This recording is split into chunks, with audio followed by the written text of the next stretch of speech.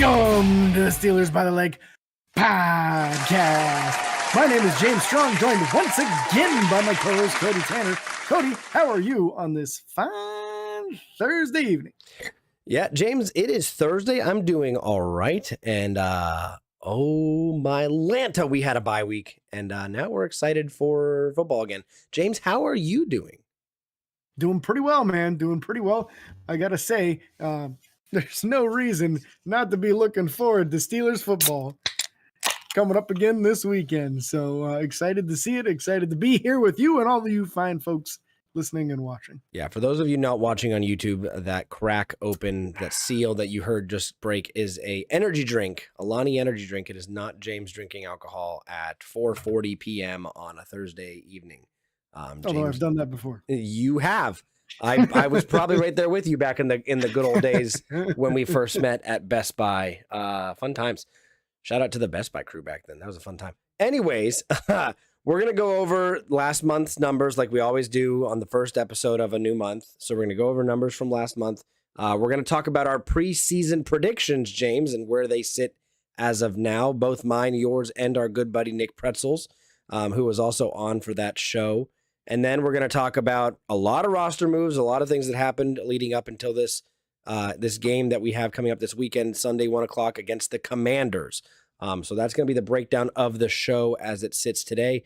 If you guys are just joining us, prepare, buckle up. If you're listening in the car, be safe.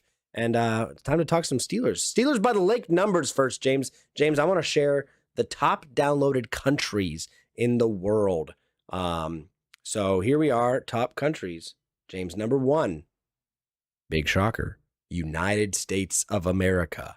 Woot, woot. We don't expect anything different. Number 2, China. China popping up on number 2 downloaded country. Number 3, Russia. And then number 4 was the UK and Scotland, to be specific.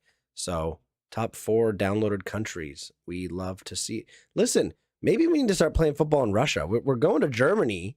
Do we need to start having Russian football games? I mean, they're Steelers fans, apparently. Apparently, man. Maybe some station troops over there. Who knows? Maybe, yeah. Maybe it's not the Russians. It's just us. It's our spies. It's USA everywhere. Maybe the U.S. Embassy in Russia. You know, it could be. If that's the case, let us know. Be. Yeah. Reach out. Let us know. We'll get you on the show.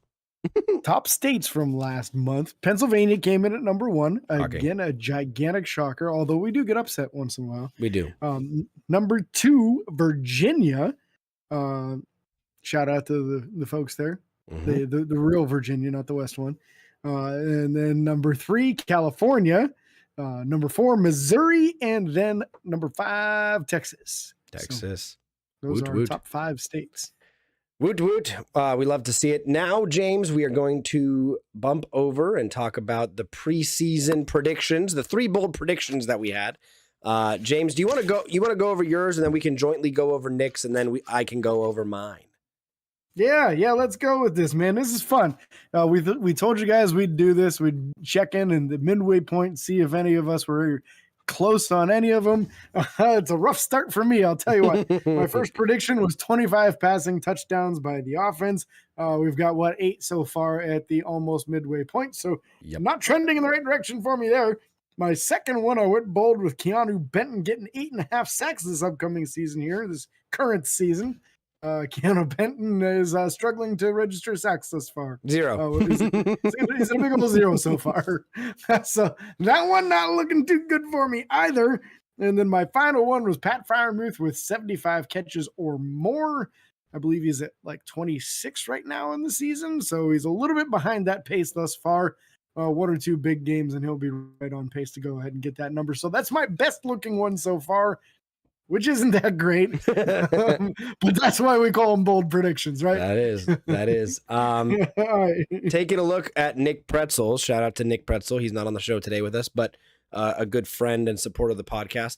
and a guest appearance sometimes. He has the first bold prediction being that Pittsburgh goes 13-4 on the year, on pace to do that, quite frankly, Absolutely. right now. We are entering into the tough, the hardest part of the season, the second half of the season. And he also has us going 6-0 in the division with that first bold prediction. So there's still a chance of that. We haven't had a division. We haven't had a divisional game yet. So there's still a good chance of that. He also has 3 1,000-yard rushers. Not on pace for that. Not even close right now. The leading rushers on the team, I want to say, and I have the numbers pulled up here. Just give me 30 seconds. It's Najee with 592. Justin Fields with 231, and he probably won't be doing that much more. Jaylen Warren with 151, and then you have a handful of people under 100 yards. So not on pace for 3,000-yard rushers, and that's just the way it is. He also had Darnell. Najee looks like he's going to get there. No, oh yeah, Najee will get there. Najee should definitely, knock on wood, barring any injury or anything. And then his third and final bold prediction for the year was Darnell Washington having 7 touchdowns. Darnell Washington has 1 touchdown right now. So there's still a chance. It's not looking good. Don't put your money on it if you're a betting man or woman, but there's still a chance. The passing game has improved with Russell Wilson in. However, we did just receive another new passing weapon. We'll talk about that later. But still a chance for Nick there. But now time to look at mine, James. Yeah, Cody, because you went really bold on some of yours, and people need a refresher on what you had in mind. I went really bold on a lot of mine. So the first one was I had TJ Watt not leading the team in sacks. He currently leads the team in sacks with 6.5. And Cam Hayward and Alex Highsmith both are not even halfway there, sitting at 3. So there's still a half a season left. Something could change. Mm-hmm. We're not holding our breath, but something could change. My second bold prediction, James, was that we would have 4 1,000-yard all-purpose players. We're not on pace for that. On pace for 2? 2, yeah, George Pickens and Najee Harris. But we'll see what happens there. Not holding my breath again. And James, you got screwed on that one with Jaylen Warren getting injured, because that was the third guy that we were almost banking on. Yeah. And then we were hoping one of the wide receivers would step up. And there hasn't been a big role from any of the other wide receivers yet. So no, and part of that was because of play calling with Justin Fields in and execution and a lot of different things. And those numbers could improve. And the Roman Wilson injury. And those numbers could improve throughout the year with Russell Wilson now coming in and performing well with the passing game and the deep balls and this and that. So we'll see. Listen, if I reach 4 500-yard all-purpose players or even 750, 750, we'll go 750. In my mind, I'm winning, and that's a W. I'll take it. It's close. The last bold prediction that I had this preseason, and this show, James, you may have the date there. I don't remember exactly when this show was dated. August 31st. August 31st. That's when we had these conversations. My third bold prediction of the year was that the tight end room would account for 50% of the passing touchdowns, or receiving touchdowns, I should say. James, Pat Freiermuth has 2 touchdowns. Darnell Washington has 1 touchdown. Connor Hayward has 1 touchdown. That's 4 touchdowns, James. The team only has 8 receiving touchdowns. That's a winner so far. That's our only truly, I mean, that and Nick's prediction of 13-4. Those are the 2 best on pace right now. So hopefully Pittsburgh can have a strong second half of the season, and we can nail a few more of these, because the more of those bold predictions that we nail, the better I like our chances of getting into the playoffs and really making some noise this season. I mean, outside of TJ Watt not leading the team in sacks, he could stay at 6.5 and somebody could get 7, and then it's not great. But that would be bad, yeah. Yeah. So get more than that. That's all we're talking about. So back to the news. Tons of transactions happened. I'm sure you've heard about a few of them by now, but let's touch base on these. First off, the trades. That's the big news that happened this last week. Yep. Mike Williams, the New York Jets wide receiver, Pittsburgh went ahead and traded for him. They only gave up a 5th-round pick. They had 2 5th-round picks. It is going to be the lesser of the 2. So that's the way the trade was written up. whichever one ends up being the later pick of the two is the one that the Jets will receive in this trade. So one of those being the Rams pick, the other one being the Steelers pick for this upcoming season. So whichever team has the better season, we get to retain that pick. No, which right now looks like it'll be Pittsburgh. I thought it was the worst season. I get what you're saying. Never mind. Okay. Yes. Yeah, you got it. So Mike Williams, just before we go on to the next one, he's been around for a while. He was a number 7 overall pick back when he was drafted as a rookie. 6'4", 218 pounds. He wasn't a super fast dude. He was a 4.5, 440 when he came out. Yep. But he's known for being a contested catch and jump ball expert, especially tracking the ball on a deep pass. So this is the kind of thing that marries the skill set of Russell Wilson very well. He was actually on schedule to come in the preseason, in the offseason, for a visit to try to become a Pittsburgh Steeler. Yep. He went to the Jets. The Jets made sure he signed a contract before he left, so he never even made it to Pittsburgh, but he was scheduled to come. They wanted him in because they kind of figured he would fit the scheme. So it's someone they've had their eye on for a while. And I feel like this is bad news for Van Jefferson. Yep. I don't think that this is necessarily going to be shown fully this week because he's still got to get comfortable with the playbook. But I think that eventually what we're going to see is he's going to be the starting wide receiver number 2 with George Pickens. Van Jefferson's minutes are really going to be cut down because of it. Yeah. So, and we'll see how that plays out as the season goes along here. Yeah. And just to go over his numbers real quick, he played with the Los Angeles Chargers from 2017 to 2023 before his not even a full year with the Jets recently. But he has 31 touchdowns on his career. None this year, only one last year. His best year was his second year with 10, and he's bounced around between 2 and 10 the rest of the time. Or 2 and 9, I should say. Again, the goal here is that his skill set will pair well with Russell Wilson's deep bomb and be a complementary player to George Pickens. Going into this, and I talked about this before in previous shows, I wasn't in major desire for a receiver. And I thought Pittsburgh could have done more or traded for a better position, maybe offensive lineman or a corner, safety. But at this point, I'm more confident with the corner and safety room after what we've seen with Beanie Bishop, Cam Sutton coming back. We'll get to all those things. But I don't hate this trade. I don't love it, but I don't hate it. I think obviously time will tell what happens with this. If he comes out and performs the same way he did with the Jets, it's a failure. He has 12 receptions for 166 yards and no touchdowns through 9 games. It's not good by any means, number-wise. But hopefully he can come in, get some practice, build some rapport with Russell and the rest of the team, and hopefully this turns into something good for Pittsburgh, and hopefully this can create mismatches, because something that's not on here, James, that I want to talk about real quick, the Baltimore Ravens just added depth to their cornerback room. They just brought in, I forgot his name now. The Commanders, who we play this week, brought in Marshawn Lattimore. So now we have Lattimore more than likely going to be shadowing George Pickens.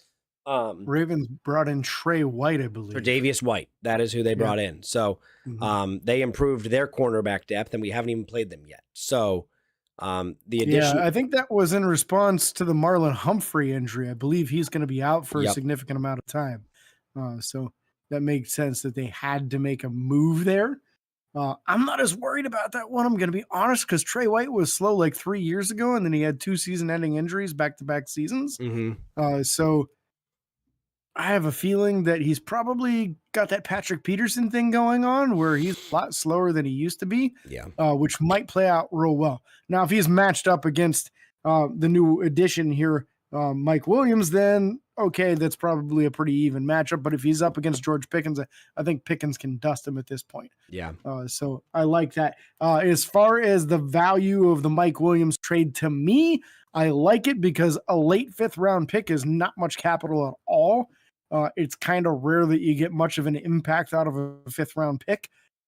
I want to say the biggest one that really stuck out in my mind over the last few years would have been Vince Williams. Vince Williams was a pretty good player for us, but never to be mistaken as a Pro Bowl player, and technically somebody that they didn't even really want out there on pass coverage situations, so they blitzed him all the time because he was not that good in coverage, but he was really good at getting after the quarterback in a pass rushing situation. Yeah. So to me, if he gives us 30 catches, 450 yards, 4 touchdowns in the second half of the season, I think it's a big win.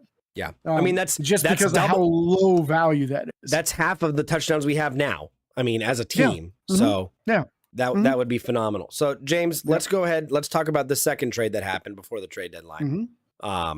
Big one, in my opinion, 7th round pick for a outside linebacker, Preston Smith from Green Bay. He was drafted to the Washington Commanders. If I'm not mistaken, he was drafted 38th overall. So early in the second round, or mid second round, I should say, in the 2015 NFL draft. And this is a guy, here comes my Chris Collinsworth. Now here's a guy.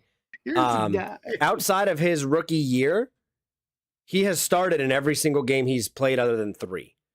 So you are bringing on a starting caliber outside linebacker who is going to be a backup. And you look at his sack production, he's got some pretty serious sack production over those years, right, Cody? I think you've got that in front of you, don't you? Yeah. So, I mean, I'll go down the entire career so far from 2015 to 2024. 8 sacks his rookie year, followed by a 4.5 sack his sophomore year. 8 and then 4, and then he had a big year in 2019 with 12, and then dropped down to 4 again, and then the last 3 years 9, 8.5, and 8. That's phenomenal. Those are good numbers. Great. That's a great number 2 pass rusher, let alone a guy that's going to be 3 or 4 for us. Yep, and he's only at 2.5 sacks this year, not doing quite as well. But again, we don't need him to do that. What? And exactly, you're right. We don't need him to do as much, but also Green Bay just changed their defensive scheme. He played his entire career as a 3-4 outside linebacker. This year is the first year they're on a 4-3 defense. All of a sudden, he's trying to play 4-3 defensive end instead of 3-4 outside linebacker. And he was struggling. So yeah, it was not a good scheme fit for him. In fact, he was getting 50% or less of the snaps this season in Green Bay because of the fact that it was a poor scheme fit. Yep. So I really, really like this one. I feel like this is very similar to the Marcus Golden signing a couple years ago. I think this is drastically better. Well, Golden was like a 3-time Pro Bowler, wasn't he? I mean, yeah, but he was. I don't know that Preston Smith ever had that. No, he's never had a Pro Bowl. But I feel like Golden was kind of falling off stat-wise and performance-wise, while this guy still put up 8 sacks last year. Yeah. I mean, yeah. He's not on a downward trend yet other than this year's production. And like we just covered, it was a poor scheme fit. He's not getting as many snaps. So I love it. My only concern on this trade, the value, a 7th round pick for a guy with this kind of resume, I think is fantastic. That's absolutely incredible. My only concern is, does this mean that Nick Herbig is not as close to returning as we thought he was? Or is this more of an indication that maybe DeMarvin Leal might not be able to return this season? Yeah. I think that this was probably one of those two. I see that Nick Herbig is at least participating in practice. He's not full yet. We're going to go over all those things as we continue with the show here.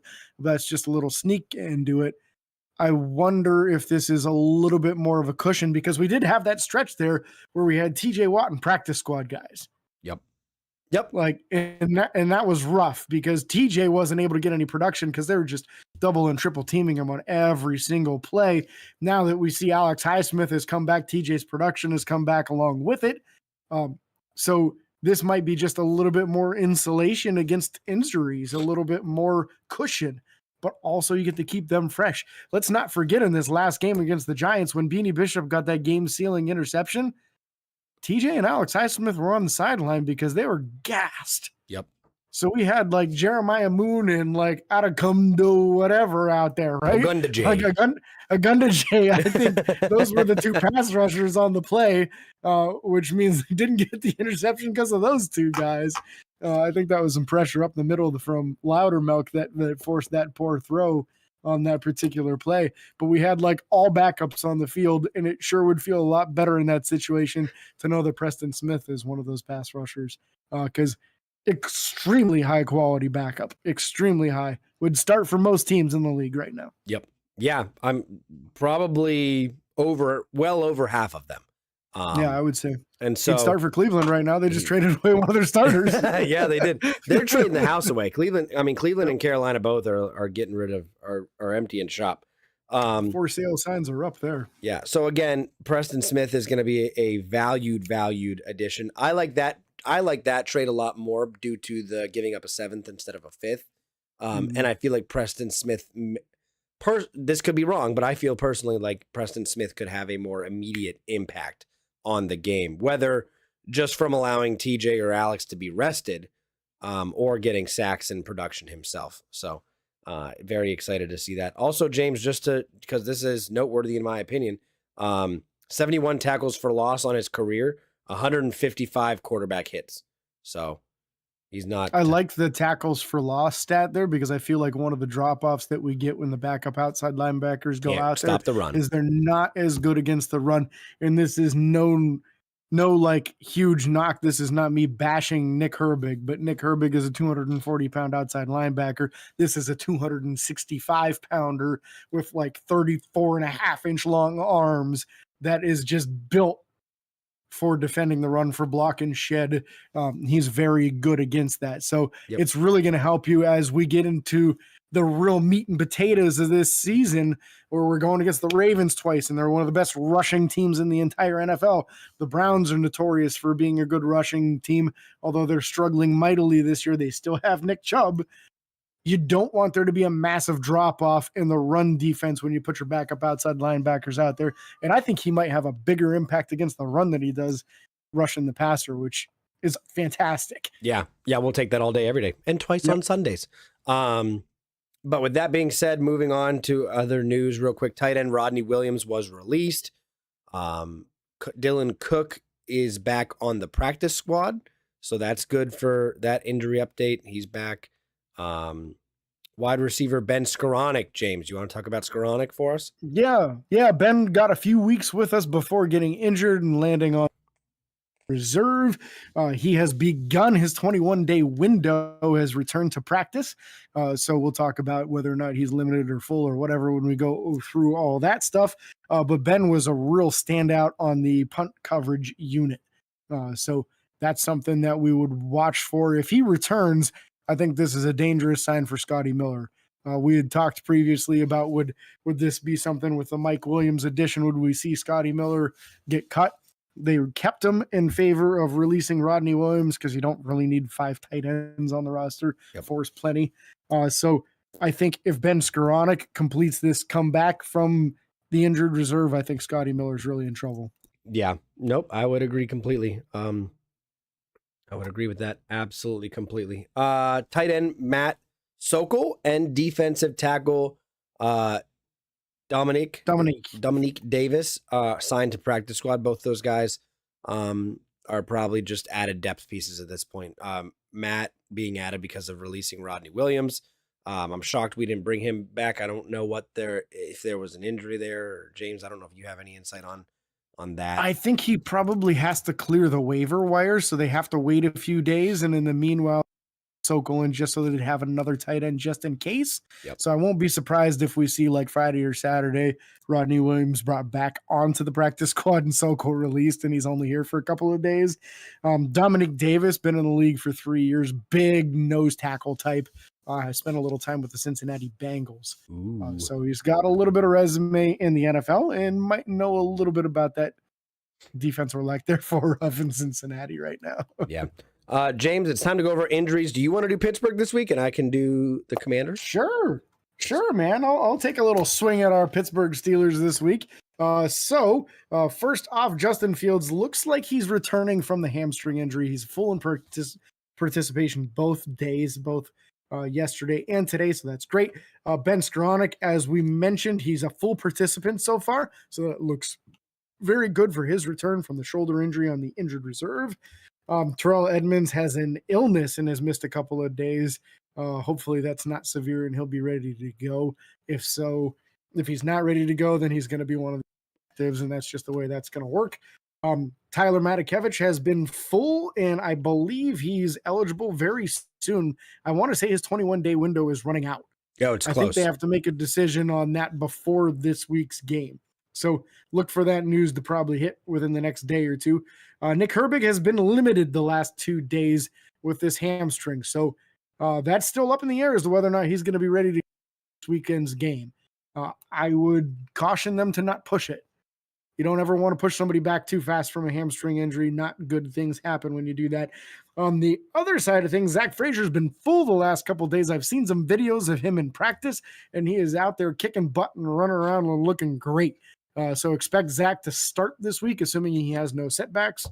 Don't worry, I knocked on wood. We're safe. Zach looking great in practice, and that's going to be a huge addition for the offensive line because he was having an excellent season before that ankle injury sidelined him for a few weeks.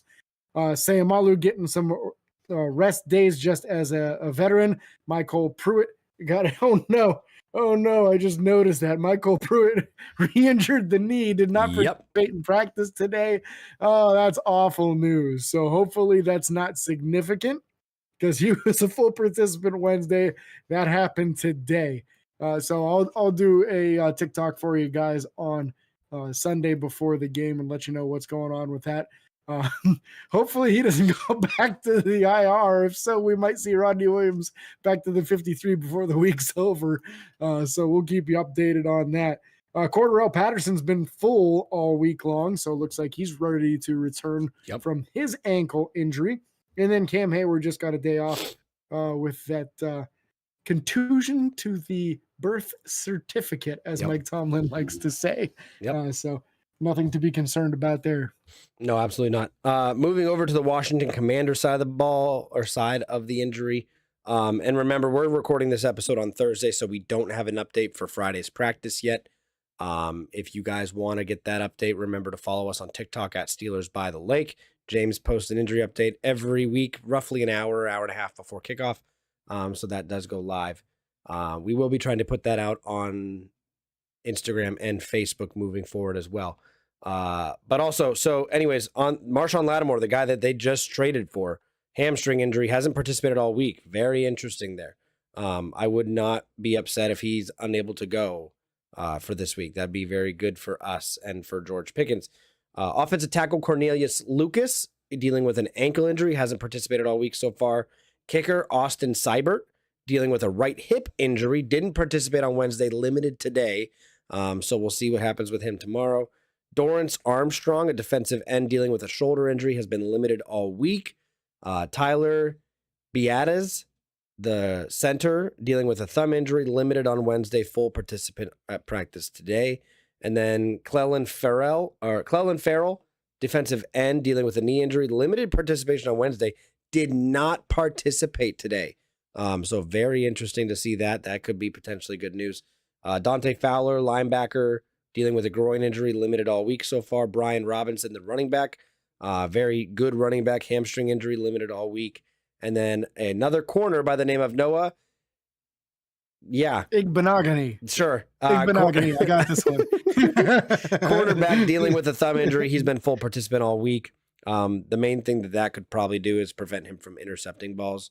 I don't expect him to not play on a thumb injury at the cornerback position. Andrew Wiley, the offensive tackle, last guy on their list, dealing with a shoulder injury, limited participant all week for that offensive tackle. So some big names on that offensive line, James, and we're going to go over the starters here, and some of them are starters. What's up? There's a tight end on here. You have a tight end. I don't have a tight end. Hamstring. Okay. There's a tight end by the name of Colson Yankoff with a hamstring injury. Apparently he's been limited. So very interesting. Very interesting last name, Yankoff. So yeah, very interesting name. We're going to move on from that. Let's go ahead and look at the Commanders depth chart. James, I'll go over offense if you want to do defense like we normally do. Sounds good. Quarterback room is led by the rookie Jaden Daniels. Jaden Daniels is having himself a quietly good year. 9 touchdowns to 2 interceptions, almost 2,000 yards passing already. He has 106 passer rating. And he had that one walk-off touchdown Hail Mary against the Bears. So that's good. I mean, he's led this. The team's 7-2. The Commanders are no joke. And he's the favorite for rookie of the year right now. He's having a pretty good year. He should be. I agree completely with that. Running back room, Brian Robinson Jr., again, he's dealing with an injury. Austin Eckler is the backup, as well as Jeremy McNichols listed as the third string there. Tight end room, just because I want to go out of order here a little bit. Zach Ertz, a very capable Super Bowl winning tight end, previously played with the Philadelphia Eagles. John Bates and Ben Sinnott also listed as backups, and then you have Mr. Yankoff there in fourth string. That's all that matters. Looking at the wide receiver room, they're led by Terry McLaurin, a name that was rumbled around a lot, discussed with potential Steeler trades. I didn't see that happening. They want Jaden Daniels, this rookie, to have his young, talented receivers. Terry McLaurin, very, very quick. Got to watch out for him. Also have Luke McCaffrey, the brother of Christian McCaffrey, on the team. He's a rookie. I think he's having a not so great year so far, but again, it's his rookie year. He has 12 receptions for 111 yards. Nothing too crazy. And then you also have Olamide Zacchaeus, excuse me. He is also having a quiet year with 21 receptions for 224 yards. And then you have a couple guys, Noah Brown and De'Ami Brown, listed as the backups to those wide receivers. And then James' offensive line. This is where it gets interesting. Brandon Coleman, the starting left tackle. Nick Algoretti, the starting left guard. Tyler Biadasz, the starting center, listed at the injury. We're probably going to see Michael Delter. So there's a chance of seeing him. Right guard, Sam Cosmi. That's probably the highlight of this offensive line is Sam Cosmi. He's a very good right guard. And then Andrew Wiley, the starting right tackle, listed for this team. Again, Wiley dealing with a shoulder injury, limited all week. If you're dealing with a shoulder injury, you got to go up against TJ Watt. Expect to be beat. That's all I got to say. Yeah. Yeah. So they're known for chipping with tight ends and running backs. Yep. Zach Ertz doesn't strike me as the type that's going to be responsible for that. So I imagine these other tight ends will be doing that while he's out running routes. Going into the defensive side of the ball, Clelin Ferrell, starting defensive end on the one side, he was on the injury report. Again, Cody noted, I want to say he was a DNP today in practice, so that's a bad sign for him. Yep. Dorrance Armstrong, the starter on the opposite side. The backup defensive ends are Jalen Holmes and Javonte Jean-Baptiste. Jean-Baptiste being on the injured reserve, so Don't expect him to play. Jalen Holmes might get a lot of playing time then because Clelin Ferrell doesn't look like he's going to go.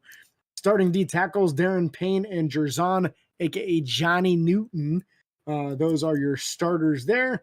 Jonathan Allen on the injured reserve also, and Darian Mathis, also a backup defensive tackle. Might get a little bit of playing time there if they do a little rotation. The linebacker core, they're in a 4-3, so we've got three of them. Frankie Louvu, Bobby Wagner, and Dante Fowler Jr., who's also on the injured list. Yep, limited all week. It could be some backups getting some playing time there. Be familiar with this name, Michael Walker and Nick Bellator, or Bealor, it looks like. Michael Walker got a lot of playing time with the Steelers last year when the middle linebacker room got absolutely decimated. So we might see a little bit of Michael. If that happens, I like our odds of beating him. Into the secondary we go. The cornerback room, we've got Benjamin St. Just, Marshawn Lattimore, who we talked about on the injured list there with that hamstring, and then rookie Mike Samerstill, which I was big on in this draft class.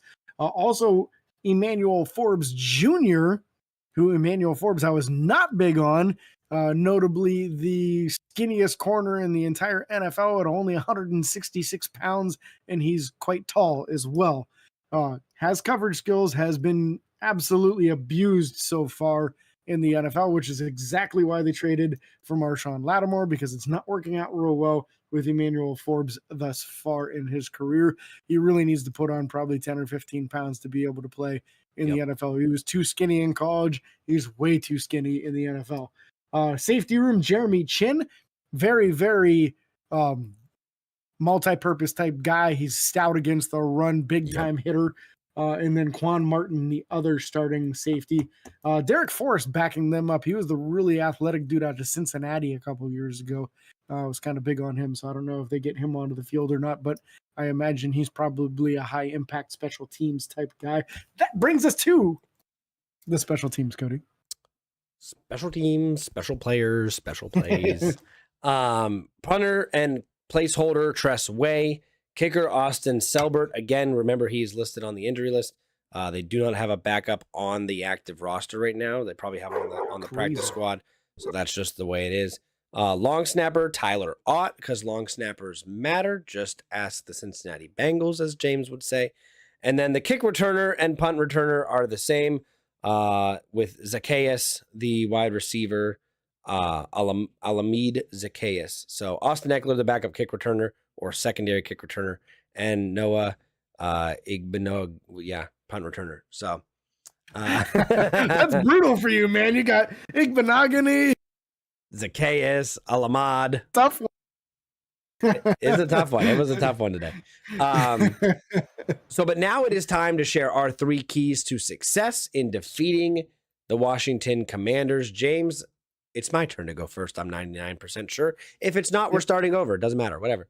We're just going with it. Yeah, we're just going with it. Number 1 in my 3 keys to success, and I'm going to utilize this to keep my one really good preseason prediction going, is get the tight ends involved early. I don't care if it's Pat Freiermuth. I don't care if it's Connor Hayward. I don't care if it's Darnell Washington.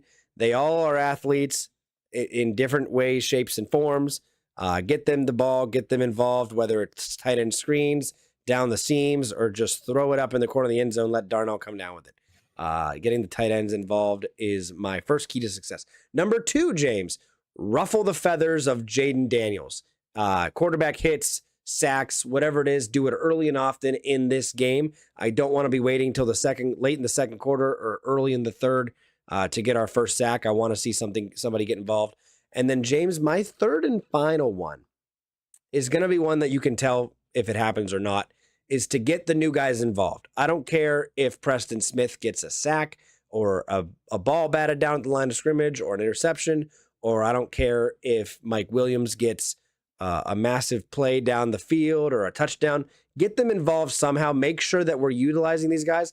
That way the Commanders and other teams moving forward know that they got to take these guys seriously, as well as the players that we've already have who have helped lead us to 6-2. I like it. I like it a lot, Cody. I'm a little bit different on mine, which thing. My first one is to contain Jaden Daniels. He's a very dangerous scrambler and has been really hurting a lot of people, not just with his arm throwing the ball, but with scrambling as well. So I want to see them keep him specifically to 30 yards rushing or less. Mm-hmm. I think if you do that, then he's not hurting you too bad, and you can kind of focus more on his throwing ability and trying to confuse the young player. Number 2, I want to see this passing offense of the Steelers continue to roll. We've had 2 great weeks right in a row there with Russ. I want to see the momentum continue. 275 passing yards and 2 passing touchdowns is what I'm calling for in this week's game. So I want to see some nice big numbers out of Russ. He's been trending right around there the last 2 weeks. So not too crazy from what he's done on the last 2 games. And the most important one, maybe, and my final one, is to protect Russell Wilson. I want to see 1 sack or less. The last game we saw way too many times of him getting hit. I want 4 sacks on the game. That's too much. We got to see them protect Russ. Give him time, especially with a new weapon who's a deep ball specialist. You got to give him enough time to wind back and launch that moon ball that he loves to throw. If you do so, I like our chances against these corners. So give us a shot at that. And I think George and Mike Williams can get us some really nice big numbers receiving and maybe some touchdowns on top of it. So those are my 3 keys. I love them. I love them, James. If you guys are listening or watching and have your 3 keys to success, how you feel or what you feel Pittsburgh needs to do to defeat the Washington Commanders, share them in the comments or DM us directly. We'd be happy to share those on the show and talk about whether or not yours hit or miss. And just a reminder, Steelers are now entering the toughest part of the schedule by far. We play, I think, in the last 9 games, 5 of the top 10 teams in the NFL, including the Chiefs, the Eagles, the Commanders, who are ranked 2nd in the NFC right now, and Ravens. Then also the Ravens twice. So 5 games are going to be very tough. I mean, even the Bengals and Browns, I'm sure, will give us a little bit of a struggle being division rivals, and that's just how it kind of goes. especially when you see somebody 2 times a year, you kind of develop an understanding of how they play football and things like that. So again, very excited. Thank you guys for listening or watching. If you're on YouTube, remember to subscribe. Whoa, put the brakes on. We need score predictions, Cody. Score predictions. James, you go first. All right. I think there's going to be some points in this week's game. I'm going to put Pittsburgh with 33 points. And I'm going to put the Commanders at 18, 33 to 18. Ooh, that was odd actually numbers, close to but mine. that's what I'm doing. That was actually close to mine. James, I'm going Pittsburgh 38, and I'm going to go Washington Commanders 17. Yeah, that's real close. That's real close. I have us stopping them a little bit more, and then I have us scoring a little bit more late. It's going to be fine. So again, now thank you guys for watching or listening, whatever it is. We're real excited for where this podcast is going, and we appreciate you guys being here with us. Again, make sure to like and follow on Facebook, Twitter, Instagram, TikTok, and YouTube. Subscribe, ring the bell. It's free. It doesn't cost you a thing. Don't forget the 5-star reviews on Apple Podcasts. Make James here very, very happy. And until next time, this is your host, James and Cody, signing off. Peace.